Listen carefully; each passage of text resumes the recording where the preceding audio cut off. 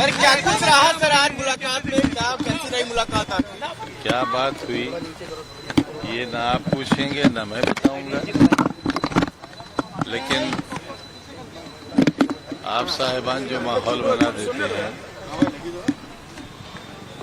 आप साहिबान जो माहौल बना देते हैं, कभी कभी उसके विरोध में और कभी कभी उसके पक्ष में अपनी बात कहने की जरूरत पेश आती है। मेरे आ जाने का असल मंशा यही था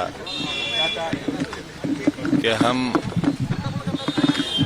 ये साबित कर सकें कि इतना जुल्म सहने के बावजूद,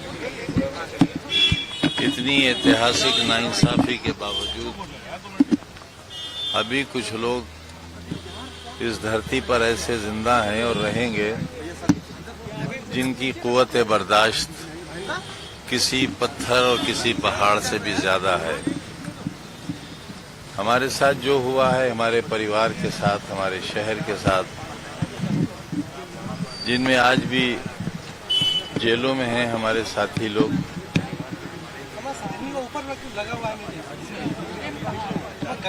उनकी दास्तान लेकर हम आज आए थे। और जब भी हम आपस में मिलते हैं तो हम अपनी बात कम करते हैं, उन वाकयात को, उन दर्द भरे लम्हों को याद दिलाकर गवाह बनाते हैं, ताकि हमारे बाद की पीढ़ियां ये याद रखें कि कभी किसी के साथ ऐसा भी हुआ था। बहुत खुशी के साथ ये कहना पड़ रहा है कि आप साहिबान, आपसे मतलब सिर्फ आप, यानी मीडिया बंधु, जिन्होंने हमेशा मुझे बहुत गलत जाना, बहुत गलत समझा, लेकिन अब किसी हद तक आपके दिलो दिमाग में मेरी वो बनाई गई छवि शायद कुछ साफ हुई है और आपको ये लगा है कि हमारे साथ बहुत अन्याय हुआ है। यही बातें हम आपस में करते हैं और सोचते हैं कि आखिर वो कौन से तरीके हों जिससे मुझ जैसे लाखों लोग इस उत्तर प्रदेश में मुतासिर हैं हालात से, आने वाले वक्त में उनके साथ ये नाइंसाफी न हो, अदालतों से इंसाफ मिले और जितनी एजेंसीज हैं, उसमें पुलिस है, इंटेलिजेंस की एजेंसीज हैं, अदालतें हैं, सीबीआई है, ईडी है, आईटी है, मेरे जैसे आदमी के घर में दीवारें कूदकर जब आईटी के लोगों ने छापा मारा था, उस वक्त मेरे घर में 2 फीट पानी खड़ा हुआ था। मेरे यहाँ कल भी जनरेटर नहीं था, आज भी नहीं है, और ये मेरा वादा है आपसे कि जब तक मेरे समाज के हर घर में जनरेटर नहीं हो जाएगा, मैं उस वक्त तक जनरेटर नहीं रखूंगा। सब बिहार जाएंगे? लेकिन उन 4 दिनों में आईटी विभाग ने मेरे साथ, यूनिवर्सिटी के साथ, मेरे मिलने वालों के साथ जो कुछ किया और जिन शब्दों का प्रयोग किया, वो किसी भी शरीफ आदमी का सर झुका देने के लिए काफी है। लिहाजा भविष्य में ऐसा न हो, उसके लिए हम क्या कर सकते हैं? जाहिर है जब तक राजनीतिक व्यवस्था में सुधार नहीं होगा, जब तक लोगों की ये समझ में नहीं आएगा कि हुआ क्या है, हो क्या रहा है, वही लोग जो कल बहुत मेरे मुखालिफ थे, मेरे खिलाफ बहुत बोला करते थे, मेरे राजनीतिक विरोधी थे, मेरे वैचारिक विरोधी थे, आज वो मुझसे आते हैं, मेरे शहर हजार किलोमीटर दूर से आते हैं, मेरे गले लगते हैं, मुझे घर के भी नहीं है, मेरे गले लगते हैं, रोते हैं और मुझे तोहफा देकर जाते हैं। तो बदलाव तो है, बदलाव है और बदलाव महसूस हो रहा है। जब मेरे जैसे शख्स को बदलाव महसूस हो रहा है तो फिर आपको हमसे कहीं ज्यादा महसूस हो रहा होगा और हो रहा है। आजम साहब कल से हैं लखनऊ में, खास वजह क्या है लखनऊ वाली? आपके जेल के अनुभवों पर भी एक किताब आ रही है, क्या वो आपकी आप जुबानी है या? अगर कभी मुझे इतना वक्त मिला अभी मुझे इतना वक्त मिला कि मैं कुछ लिख सकूं, तो मैं दावे से कहता हूं आप पढ़ नहीं सकते। पढ़ नहीं सकते। आप लखनऊ आए हैं, क्या कोई कोर्ट का मामला है सुनने में आया, क्या आप उसके लिए आए हैं? अखिलेश जी, एक मुलाकात उनसे भी हो जाए और आप साहिबान के वास्ते से एक संदेश जो जाना चाहिए वो जाए कि हम बदलाव के लिए मैं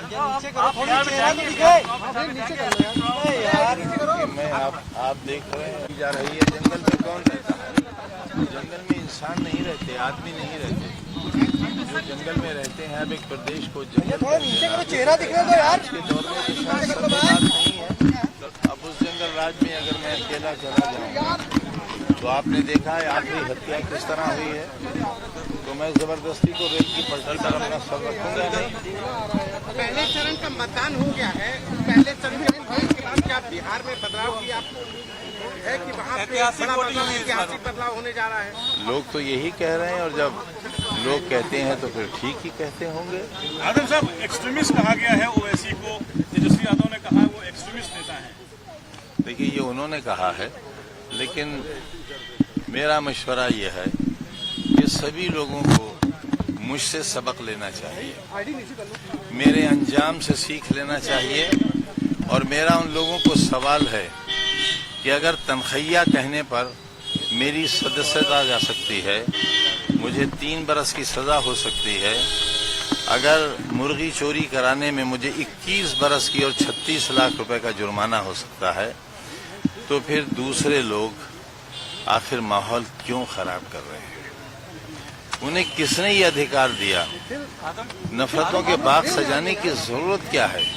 उससे किसका फायदा है ये तो मैं नहीं जानता, लेकिन हम कमजोर मुसलमानों का बड़ा नुकसान है। और हमारी दरख्वास्त है उनसे कि हमारे ऊपर तरस खाएं, हम पर रहम करें और हमारी बर्बादी का इंतजाम न करें, हम पर रहम करें, हम पर तरस खाएं। हम उनको अल्लाह का वास्ता देते हैं कि हम पर रहम करें। तो ये मैसेज ओवैसी के लिए है, मेरा सबके लिए। जो लोग हमें बर्बाद करना चाहते हैं, चाहे वो हम में से हों या आप में से हों, उन सब से हम कहना चाहते हैं कि अल्लाह के वास्ते हम पर तरस खाएं, हम पर रहम करें और हमें बिल्कुल बर्बाद न करें। क्योंकि हम जिन हालात में यहाँ गुजर रहे हैं, उत्तर प्रदेश हिंदुस्तान का एक अजीब व गरीब प्रदेश है। यहाँ अयोध्या है, यहाँ मथुरा है, यहाँ काशी है, जो पूरे देश में कहीं नहीं है। तो आखिर लोग क्यों चाहते हैं कि हमारे यहाँ टुकड़े टुकड़े हो जाए? क्यों चाहते हैं हमारे घर में आग लग जाए? अरे यार, तो उनसे मेरी दरखास्त है, अल्लाह के वास्ते मेरी दरखास्त है कि एक चरण बचा है अभी बिहार का, तो अपने थोड़े से किसी इंटरेस्ट के लिए देश की दूसरी बड़ी आबादी के साथ इंसाफ। उसामा बिन लादेन से जोड़ा गया। भाजपा के कई नेताओं ने बिहार में उनको ये भी कहा कि वो वहाँ के बाहुबली जो थे। ऐसा कहना भी गलत है। न ये कहा जाए न वो कहा जाए। किसी हिंदुस्तानी को ऐसा कहना, कभी हमें भी कहा जाता था, जब नेताजी का हमने स्वागत किया था तब ये सारे लक़ब हमें भी मिले थे। आपके सामने है हम क्या हैं। अब हमें तो अपने बारे में कुछ भी साबित करने की जरूरत नहीं है। बचा क्या है हम में? ठीक है सर, 2027 में क्या इसको दिख रहा है, किस तरह की रणनीति होनी चाहिए? किसी रणनीति की जरूरत नहीं होगी। हम जैसे लोग जब अपना दामन फैलाएंगे तो आंसुओं से भर जाएगा दामन हमारा, बहुत साथ मिलेगा, बहुत साथ। ये मैं आपको किसी फिल्म का डायलॉग नहीं सुना रहा हूँ, किसी अफसाने का हिस्सा नहीं सुना रहा हूँ, वो सच है जो आपके सामने खड़ा है। ऐसा हिंदुस्तान किसी को नहीं चाहिए होगा। जब से आप बाहर आए लेकिन अभी एक्टिव पॉलिटिक्स में नजर नहीं आ रहे हैं, कब से शुरुआत होने वाली है? क्या करूं? कहीं दंगल सजाऊं? नहीं, बिहार था चुनाव, आपने दूरी बनाई, इसके अलावा दूरी नहीं बनाई, मेरी मजबूरी है। आप बताइए, मुझे राय दीजिए आप। मैं अकेला कहाँ चला जाऊं? कहाँ मिली थी? क्या प्रमाण है आपके पास? मुझे दे दीजिए, मुझे दीजिए प्रमाण। कौन सी सुरक्षा मिली है मुझे? मेरे पास तो कोई चिट्ठी पत्र नहीं है। आपको अपनी जान का डर है क्या? आप मांग करते हैं सुरक्षा की? अब भाई देखो, जान ही कहाँ है, अब तो मेरी जान हो आप।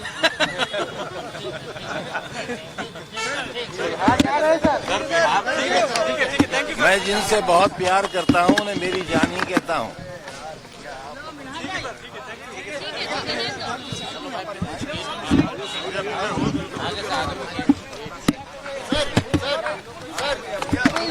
बस अरे तो दूसरे को भी चांस देते यार, सब कुछ जब हो गई है तो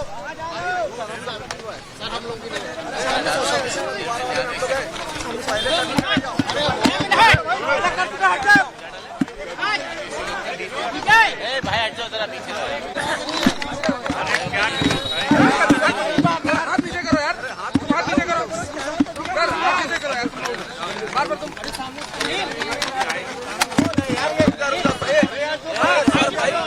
यार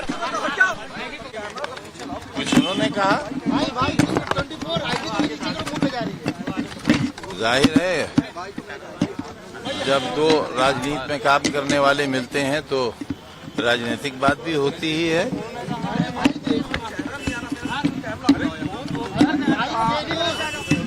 अब मुझे आप इजाजत दें तो मैं चला जाऊं। आज मुलाकात हुई है, दूसरे फेज का बिहार में चुनाव है, क्या उस चुनाव में आप वो जाएंगे?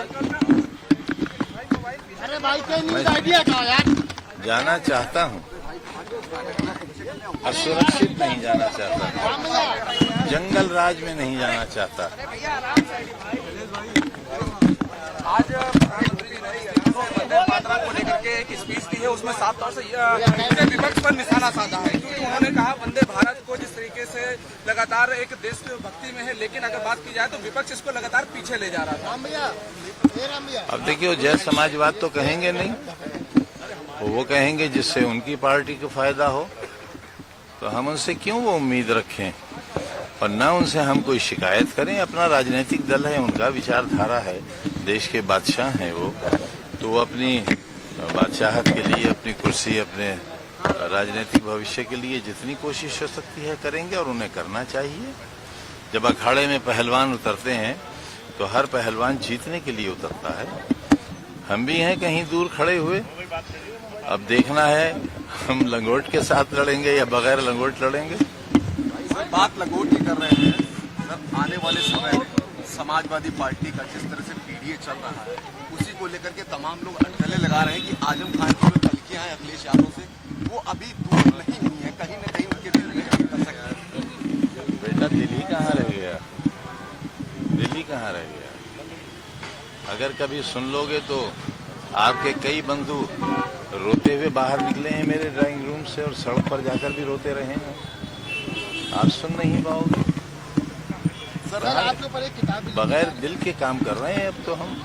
सर कहा यह भी जा रहा है कि शायद कि इलाज कराने के लिए बोला गया कि आप लखनऊ कराइए, तो शायद आपने उसको लेकर के कहा था कि मैं रहूंगा कहाँ, सब लेकर के भी कुछ बातें हुई हैं, कुछ चर्चा हुई है सर? मेरे पास देखिए, मेरी सैलरी पेंशन के अच्छे खासे पैसे करोड़ों में है।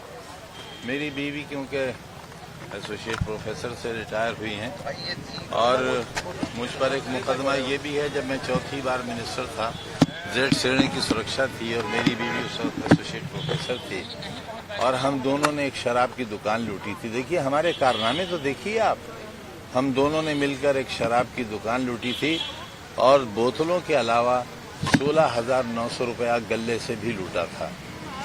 तो हम तो गिनीज बुक में भी पता नहीं हमें कहाँ जगह मिलेगी जब हमारा इतिहास लिखा जाएगा, तो उसमें भी हम सजा के मुंतजिर हैं।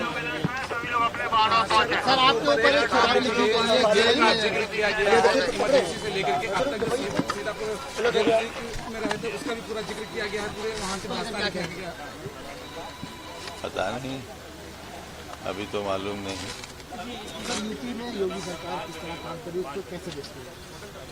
देखते ही नहीं है, चश्मा लगा रखा है। देखेंगे तो दर्द होगा, दर्द होगा तो चल नहीं पाएंगे। सर कोई भी उसमें जय श्री राम का नारा, जय बजरंग बली का नारा लगाया जाता है, क्या कहना चाहेंगे इस बारे में? कौन बुरी बात है, लेकिन कोई नारा किसी में दहशत पैदा करने के लिए ना हो, ये तो मैंने 20 बरस पहले कहा था कि अगर किसी मुसलमान मोहल्ले से नाराए तकबीर अल्लाह अकबर कहा जाए इसलिए कि बराबर हिंदू मोहल्ले के बच्चे सोते हुए सहम जाएं और उठ जाएं, तो ये नारा इस्लाम का नारा नहीं होगा। सर, आज आपकी अखिलेश जी से मुलाकात हुई जी। क्या कुछ चर्चा हुई, राजनीतिक बातें भी हुई कि केवल परिवारिक बातें हुई? नहीं, दोनों बातें हुई। और मेरा उस घर से 50 साल का रिश्ता है, आधी सदी का। तो इस रिश्ते को कमजोर होने में भी